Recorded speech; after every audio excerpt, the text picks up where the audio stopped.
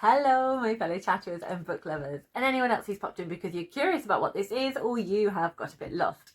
Welcome everyone. I am Chatty, this is my channel Chatty the Mad Chatter, and I'm going to be chatting away madly to you about a journey I took the other day.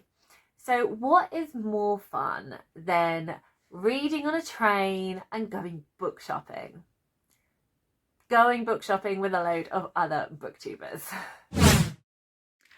Hello, just interrupting this video for a little bit of editing. Many moons have passed since the March Booktuber meetup and since I filmed the accompanying chat. I wanted to do this vlog trip in sort of mini videos that I could actually edit, but of course I can't just manage to squeeze it into one 10-minute mini video, so it's going to be 3. I do mention all of the 20 other booktubers who were there. So booktubers, see which of the 3 videos you feature in, and viewers, can you see if you can spot all 20? You could do like a little tick list, like a spotter's guide, and then maybe give them a little watch, a like and subscribe if you haven't already. Now, back to the video! Enjoy! So what is more fun than reading on a train and going book shopping? Going book shopping with a load of other booktubers.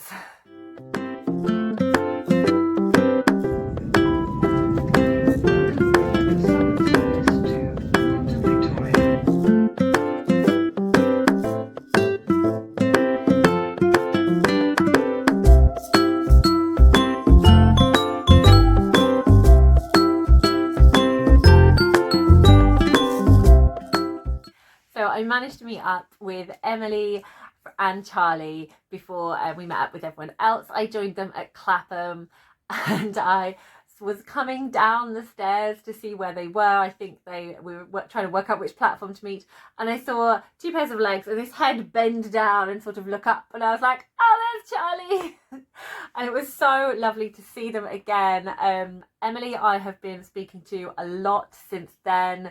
We're definitely sort of like bonding over a lot of middle grade and things like that, and both of them are so lovely, and I couldn't wait to like continue the journey with them. We were all so excited, but also being very aware that we were probably going to be completely exhausted by the end of this, particularly Emily, who is an absolute star, and it's been such a journey, particularly for her, to be able to get to this point, knowing that she was just like, I'm just ready, I'm going to get myself there, because she suffers from chronic pain.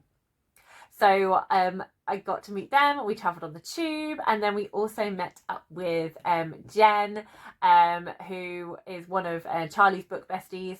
So we managed to find the Khalia Cafe together. And this cafe was so fun. Like, it was just, there were so many yummy things that you could see, and then right at the back there was just this big open space with lots of tables and comfy chairs, and I spotted both Katie and Bob, who were the first ones there, and as we were approaching there was someone reading a book, and I was just like, look, this is how someone's reading. How fun, do they want to join us?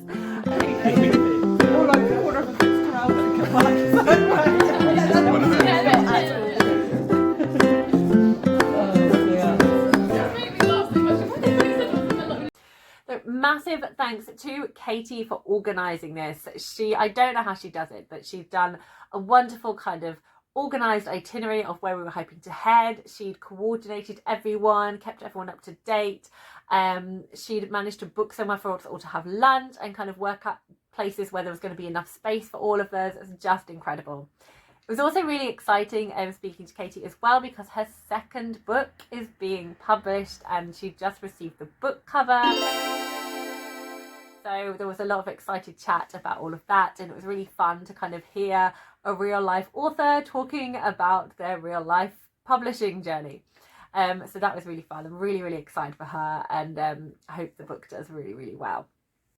I got a latte, which was so tasty, and I don't know what it was. It was sort of looked like a cheese scone, but it wasn't made like one, and I cannot remember what they're called. It seemed kind of like it had been steamed, like it was some sort of steamed bun, so it was really crispy around the outside, and in the middle it was So squidgy and doughy with like bits of cheese in it, and it was so tasty, absolute delicious.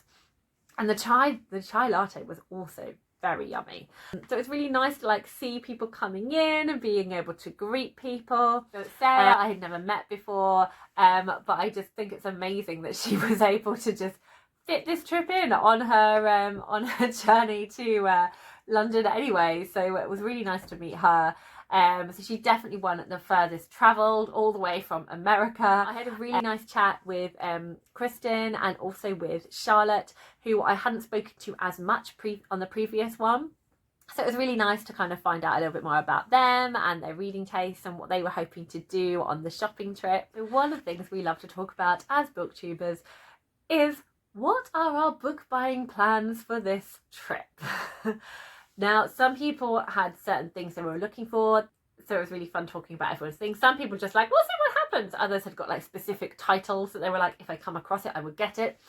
I went with like 5 kind of categories that I wanted to explore.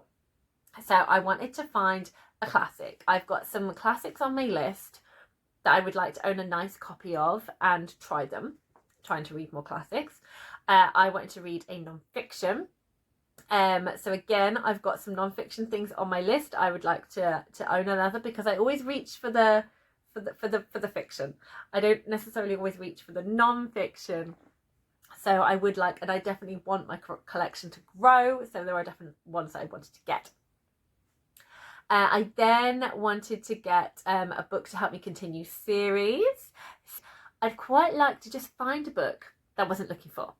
I'd like to just pick up a book that I've heard nothing about and go, that sounds really exciting, that sounds really interesting, it feels like a me book, I'm going to pick it up. And the last one was a book that I'm excited about and really hyped for. Like one of the books that I'm really buzzing about, I want to get one of those. So that was my plan. This is going to be 5 books, and I'm just going to get those 5. That was the plan. That you never know with this how it's all going to go. And before we even started the book shopping, I got my first book because Emily from Novel Novels knew I wanted to read a book by this author. So I received The Stormkeeper's Island by Catherine Doyle. I saw Catherine Doyle in giving a talk at Yalc, and she seemed really fun. I was like, I definitely need to read that book series that she has, and I've heard lots of really good things about The Stormkeeper's Island. I know Lucia really enjoyed it when she was reading it, so very keen to read this. So it's another series, another middle grade series that I might be starting at some point. So the first bookshop we went to was Liberia. So going in Liberia, our first bookshop on this trip, it was amazing. It was just like all these like walls of yellow, and like the way they've done it with mirrors and things was so cool. And just the joy of the booksellers in there, just seeing all these people coming through and they were so friendly when they were doing and so happy to like stamp up books. It was really lovely.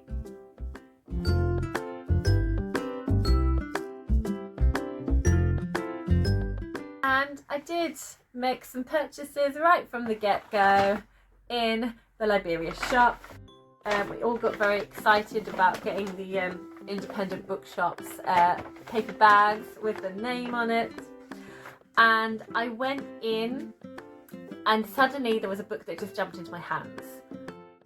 And then I realised I wasn't putting it down. So I was like, I think this book is coming home with me because I haven't put it back down again. And that was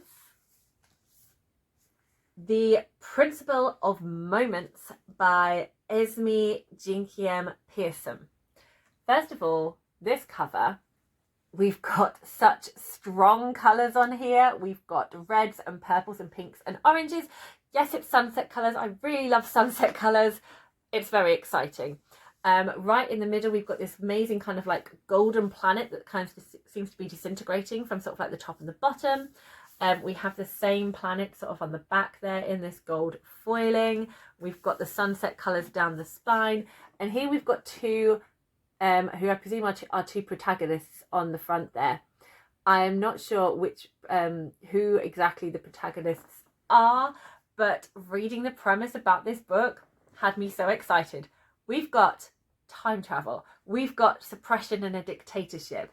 We've got the words Regency England. It's very thrilling.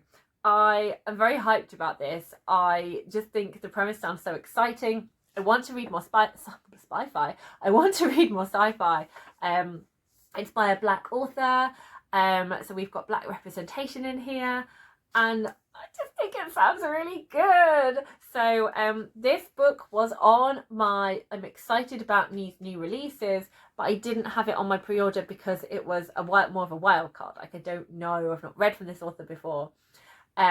But seeing it in the display in the first independent bookshop we went to, and I was like, yes, I want to support this independent bookshop. I want to support this author, and I really, really want to read this book. So it's a hardback. It's a bit more pricey, but it just looks really cool. And it's signed and came with its own bookmark. So it says, the must-read sci-fi debut of the year. I mean, I don't really need any more persuading.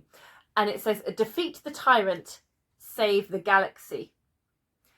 And it also says, Star Wars meets Doctor Who meets Jane Austen in a symphonic sci-fi fantasy adventure.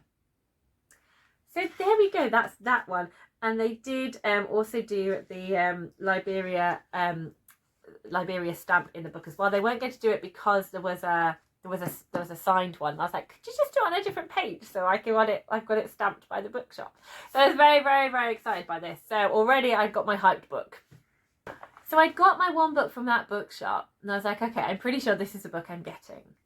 But then I went into the children's section. You kind of go through this into this sort of like separated little room where you've still got all of the shelves around there and just more books like being put out on them that are all children's books. Also really enjoyed speaking to Roz and Tilly, and Roz was looking at like picture books, like what are the different picture books, because she might find that she needs to read some picture books soon.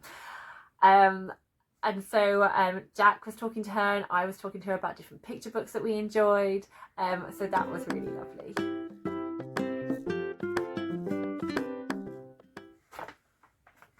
And I found this book. It is The Secrets of Haven Point by Lisette Orton.